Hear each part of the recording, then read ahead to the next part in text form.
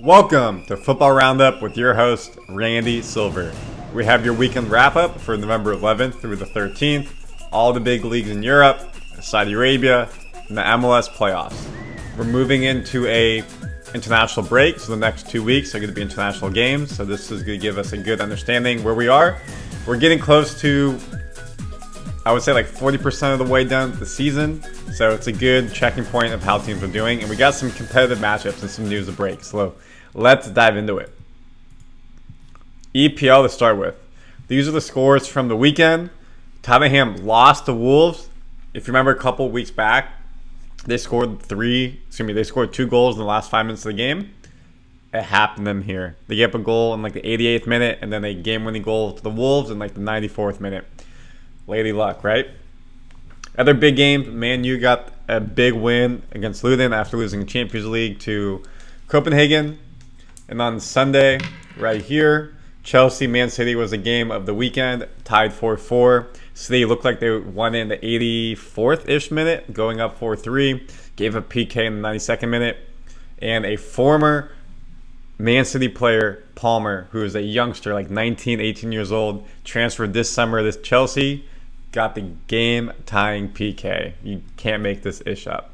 Wild. So how does this put the standings?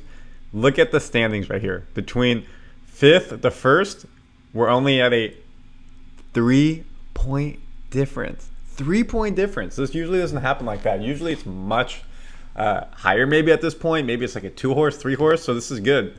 All the big teams you expect, besides Man U and Chelsea, are not there. Man U's in 6th at 21 points. They've won 4 of the last 5. City are at the top by 1 point. Then you got Liverpool, Arsenal, and Tottenham all within 2 points. Aston Villa right there. We go to the bottom. Chelsea are in 10th at 16th. Your bottom 3 are Burnley, Sheffield United, Luton Town. Burnley with Vincent Kompany coming up. You knew it was going to be a tough season, but they've lost 5 in a row.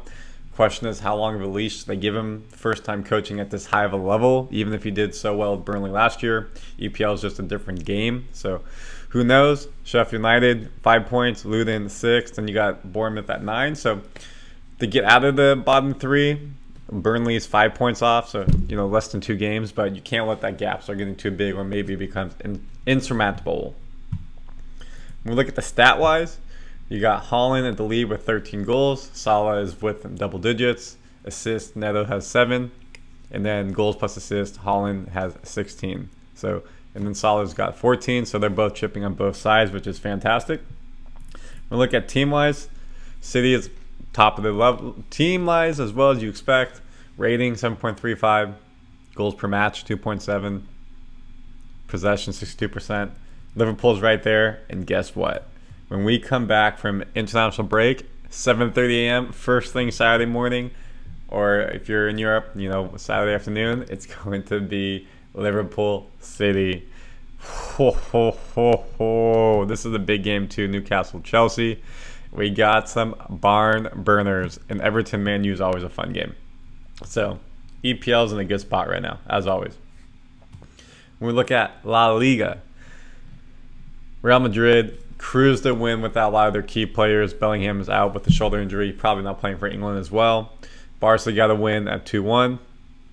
Athletic Madrid got a 3-1 win, so all the big players won. When we look at their standings, who's actually at first? It's not Real. It's not Atletico. It's not Barca. They're 2, 3, 4 because you know who's number 1? Granoa. And you know where they're at? How did they do this weekend? They just keep winning. Look at that. They won 5 of the last 5. Can anybody else in La Liga say that? No. They've lost 1 game all season with 1 draw, 11 wins. Real Madrid's got 10 wins, 2 draws, 1 win. Or 1 loss, excuse me. And Barca's got 9 wins. So they're at the top. I mean, right now, you got to say top 4 for La Liga make Champions League. Even if they start to taper off a bit, their odds of making Champions League relatively high at this point. Again, it could totally change. To make Europe, where you're top 6, they're already 10 points above that line. That means they'd have to lose a couple for sure. They're looking good. They're doing a really good job. Who's not doing a good job is Celta Vigo, Granada, and Almeria. 7-7-3. Almeria is really starting to fall back already. Already at least 1 game back here. Still relatively tight. So something to be on the lookout for. And also this call, Sevilla was at the bottom and they're starting to make a push. We look at top scorers. Bellingham's the only one double-digit scoring. Nico Williams with 5 assists. Sal Nunez has 5 assists. Diego Rico has 5 assists. Good for them. Goals plus assists. Jude Bellingham is at the top. And again, we look at teams. Madrid's got the best rating, or Barca, one of the two. But Granola has the most goals per match, so they don't have that marquee striker you think of, but they're out there getting it done. Good for them. Bundesliga. It's not the big two you think of, Dortmund or Munich. It is Bayer Leverkusen at the top with 31 points, with Xavi Alonso as the coach, doing a great job. I would put my money on he's going to be the coach of Real Madrid next year when Ancelotti goes over to coach Brazil full-time. Munich is second, and then you got Stuttgart, Leipzig, Dortmund rounding out your top 5. Gap between Dortmund and Leverkusen is 10 points. That's 3 games already.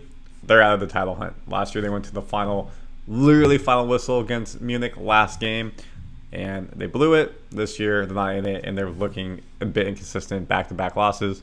Munich is right there, 29, so you have basically 2.5, 3 games here between third to first. Like, this may already become a 2-horse race. Say Leverkusen can't keep it up. Looks like Munich is going to pull away, especially with Harry Kane scoring the way he is. Wild. And they both won the past 5 out of 5. At the bottom, Union Berlin, not looking good at all. This is Aronson's team, USA national team player.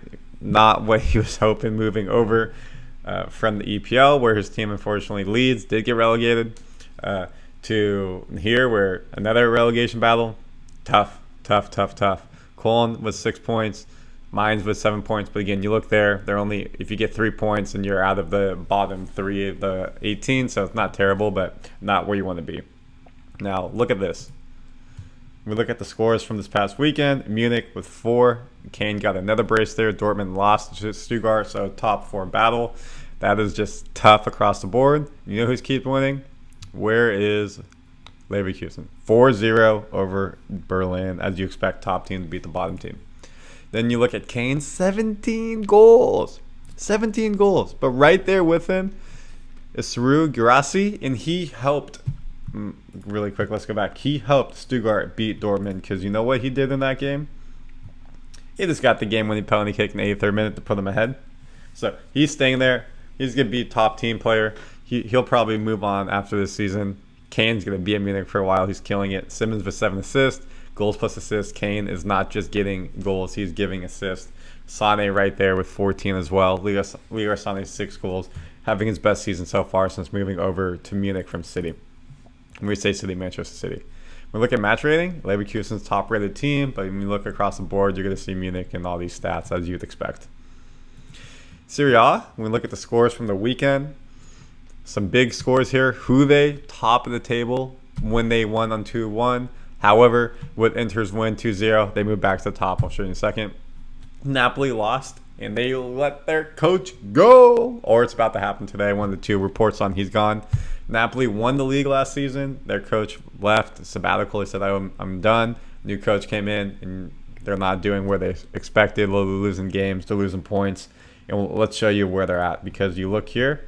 Yeah, they're in 4th, but you're 10 points off. Last season, they had won the league basically by, I want to say Christmas. You know, this might be exaggeration, but they were so far ahead that they had won the league with like 5-6 games ago. Now they're 3 games back. Like, what's their form? 2 losses, 2 wins in the draw. That's not going to get you to the top. Juve's won 5 in a row. Inter's won 4 of the last 5. And look at that. When we come back for international break, Juve versus Inter. And when do they play? What day is that so we can show you? That's going to be 2:45 Sunday. So Thanksgiving weekend, watch your football. There's not as many games because you have Black Friday games. You have games on Thanksgiving.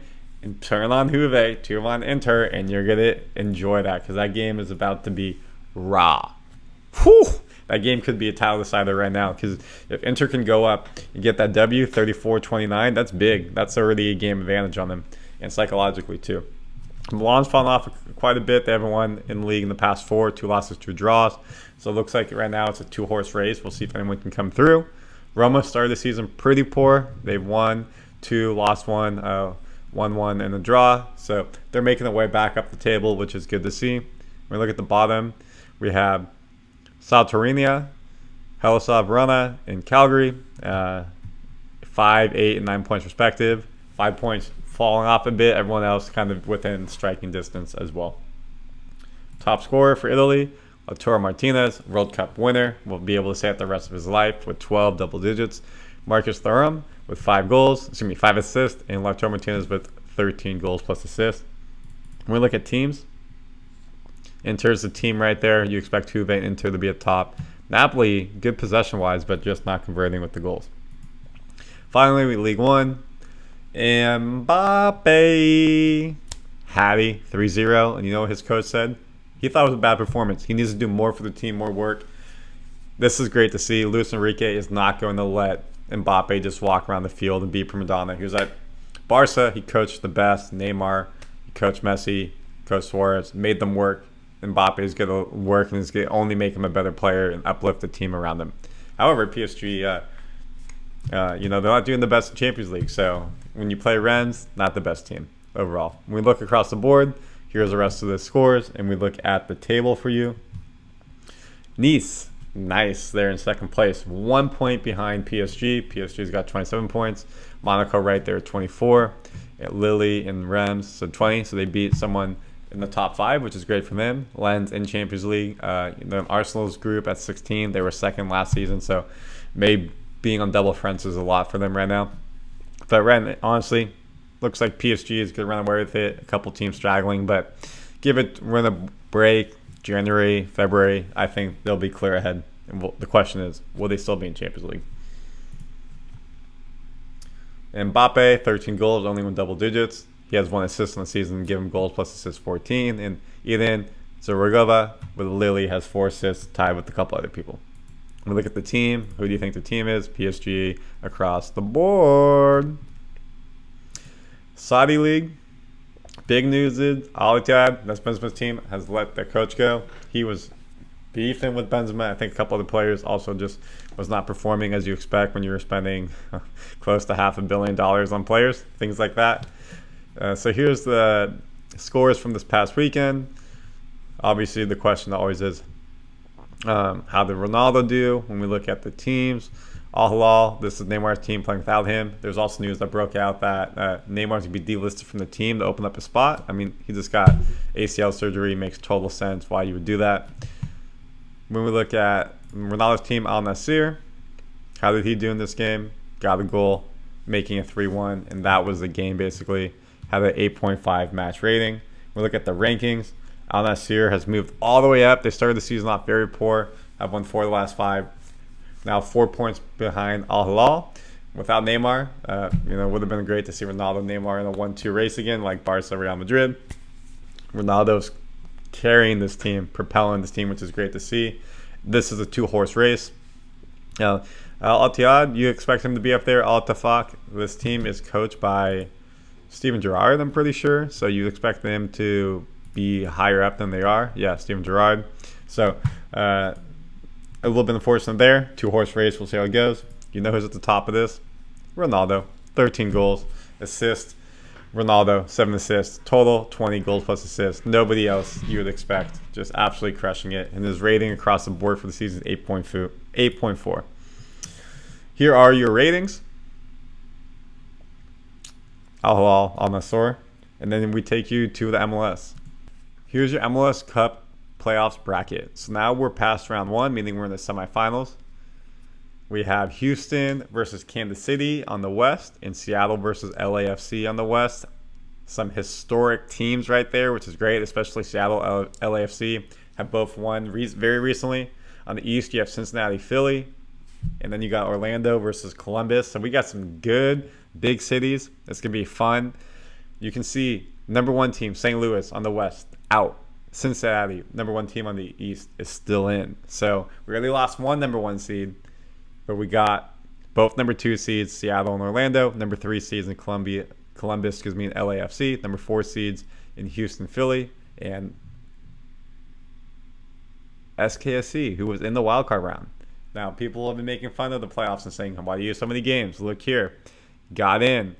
is playing its way through, kind of like the play-in for the NBA, the same exact concept. So we'll see what they can do against Houston. Right now they're on the Cinderella run. Can they keep it going?